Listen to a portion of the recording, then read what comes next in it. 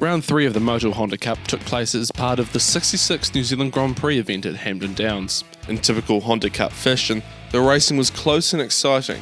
But before we delve into the on-track action, let's take a look at one of the newest cars on the grid, Martin Dunn's new Honda Accord. We're with Martin Dunn today.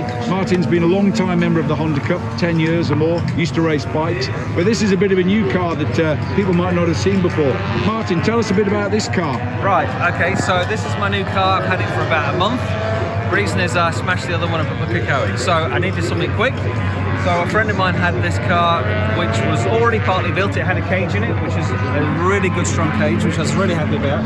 It was built for lemons, but it was far too good for lemons, so I bought the car and we did an engine swap. So I've started with suspension. I've got some decent shocks in the front. I haven't in the rear yet, but that's the next stage. The next thing I did was I got in a proper race seat with some decent belts, and I've started stripping out the weight from under the dashboard. Is she good to drive? Brilliant. It's got multi-link rear suspension, which all the modern cars have got. Of course, the older cars haven't got such good setup, so it's a much better way of going.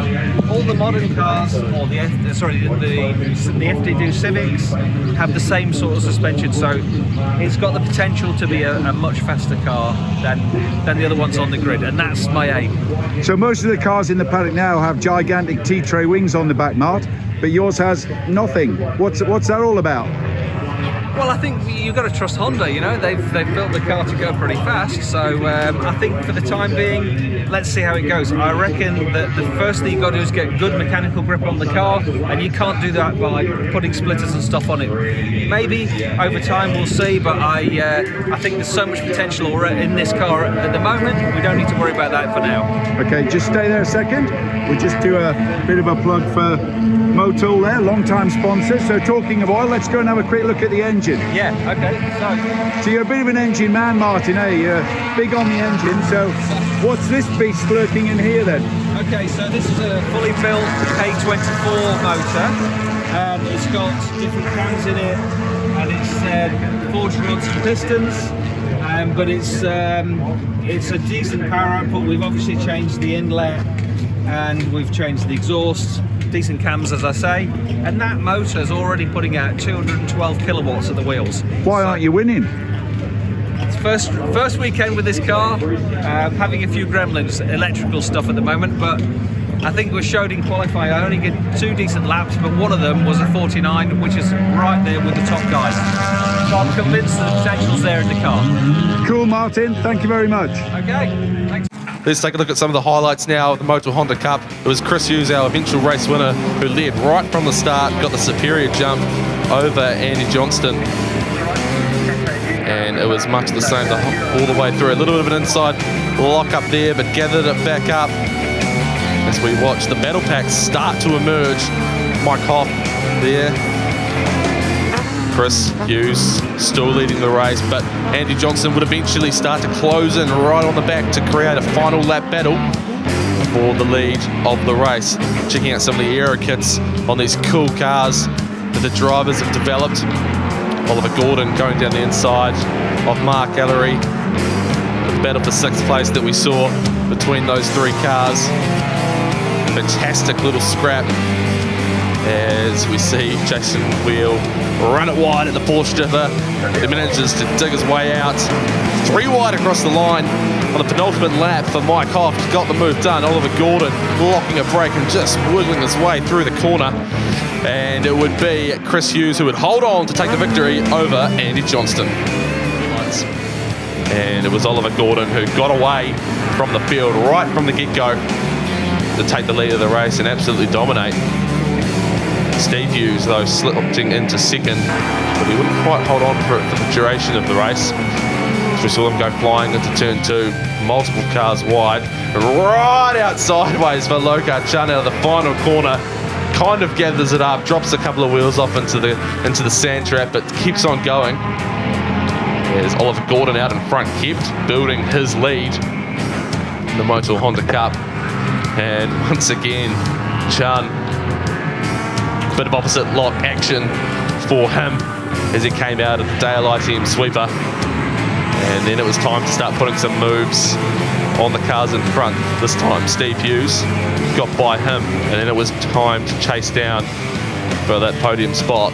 But it was still Oliver Gordon out in front, dominating the race.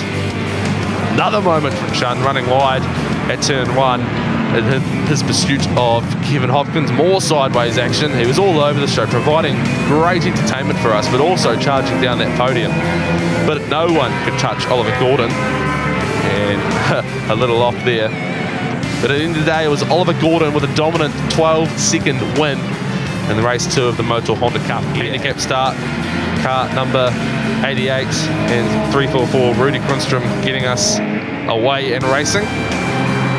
And then it would be the next pack, and eventually Chris Hughes would get going and start chasing.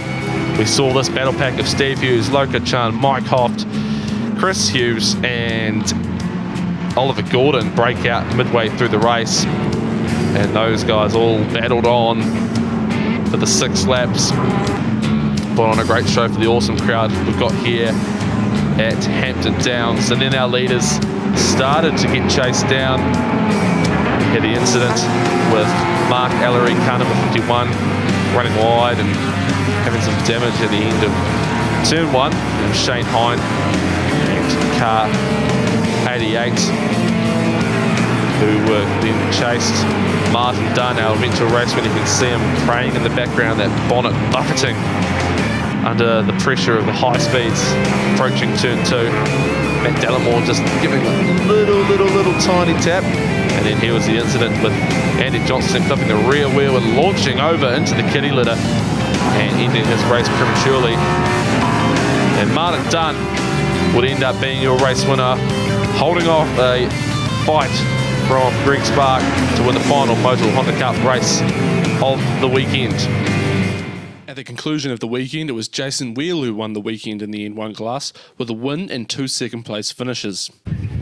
Okay, with Jason Wheel, who's been tremendously fast and successful in the N1 class this weekend. Jason, just round up your results for us, please. I've got a first and 2 seconds for this weekend. Yep.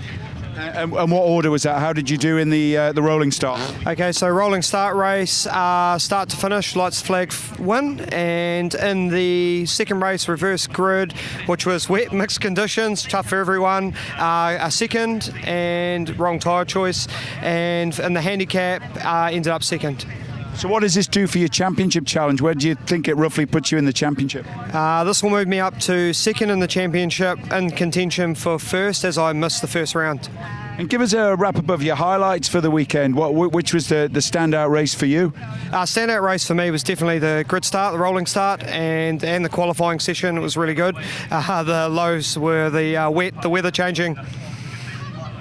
Now, these N1 cars are pretty fast. Is it always tempting to want a bit more power, or are you satisfied to mix it in the midfield, winning the class all the time?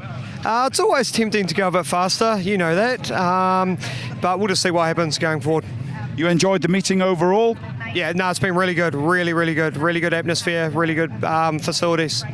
Now, we always like with these sort of things just to give the sponsors a bit of a plug. You're obviously racing. Who should we be thanking on your behalf? We should definitely be thanking Motul, Hankook, Hard Race, Speed Science, Hawk Performance. Those are all the guys that help us. And what about Wheelie Motorsport? Who are your backers, mate? And my sponsors, Hobbs Davey Auto Services, Overtech Group, Pro Sport Auto, Endless, and J-Tune. The top H1 class was won by Greg Spark by just 4 points over rival Oliver Gordon. All right, we're with round winner Greg Spark. Greg, an amazing weekend for Honda Cup and Motorsport. Tell us how the weekend's gone for you. Weekend for me has been, let me say, interesting. Had a really good first race. Got fourth in the grid race. The second race this morning was when we were just guessing right up to the last moment what tyres to put on, and most of us guessed slicks and most of us guessed wrong. But having said that, and still managed to get a 7th place, which was third of the slick shod cars, and the 4 guys on wets, of course, that took off and won. Yeah. You've been around a bit in the motorsport world, been to a few big events. this event's turned out to be a big success with the big stars. Is it nice to be putting on a show in front of them? Yeah, it's actually fantastic, and the Honda boys have really stepped up to the mark. On practice day, the Friday, I've never seen the Honda pit looking the way it looked. Everyone was here, and that's never happened before. We had all the marquees up on practice day. That's never happened before. The flags were all up, and the Honda Cup really looked great on the practice day. So I was really proud of the boys for doing that, and the hard workers, Zaf Curry and Alistair, they really put the hard work in on Friday as well. So yeah, no, the Honda Cup is, I think, up the game this weekend, and I think the fact that it was the Grand Prix weekend, I think, was the reason for that. Always keen to give sponsors a plug, Greg. Who should we be thanking in the Honda Cup for helping you guys put on such great racing for the fans today? Well, we're grateful to all of the sponsors, but obviously our name sponsor, Motul, they have been loyal to Honda Cup right from the very, very beginning, and have supported us at a very good level and have allowed the series to... We had a couple of lean years a few years ago, and if it wasn't for Motul, we wouldn't have survived. So we're extremely grateful to Motul. Adam Plews of Speed Science has been instrumental in bringing on a couple of other sponsors alongside him, and Adam is a great supporter for Honda Cup as well. So and we have our other sponsors, Epic Trailers and Hankook, of course, with the tyres, and 72 DPI, and you know, if I've missed anybody out on the spur of the moment, I apologise, but sounds like a lot, mate. Sounds like a lot. Now, a good solid result for you this weekend in Hampton Downs. Does this reignite your championship challenge so you can take it to some of these more experienced hands like yourself? Yeah, well, I'm actually pretty chuffed because I'm not quite sure where the championship points lie at the moment, but I'm either dead equal with Steve Hughes or 1 point behind or 1 point ahead. We'll know when the points come out. I didn't really expect to be here. We've put a new engine in the car. We're carrying a lot of ballast weight from the previous round, and to have actually come through and won the first round is a little bit of a bittersweet pill to swallow because I'm going to have to stick even more weight in the car for next round. But you know, I'm stoked, and at 60, nearly 68, the oldest guy in the field, yeah, we can still do it. Well done. Fantastic weekend, and thanks to Honda Cup for putting on an amazing show. Best of luck. This is how the points look after round 3 of the Motul Honda Cup. Greg Spark leads the way, 8 points ahead of Steve Hughes. The bit of third is hot, with just 5 points separating third place Mike Hoff and Chris Hughes in fourth. In fifth is Andy Johnson, 6th Martin Dunn, 7th Jason Wheel, 8th Shane High, 9th Kevin Hopkins, with Oliver Gordon rounding out the top 10. The Motul Honda Cup will be back on track at Pukekohe on March 5 to 7. We'll see you there.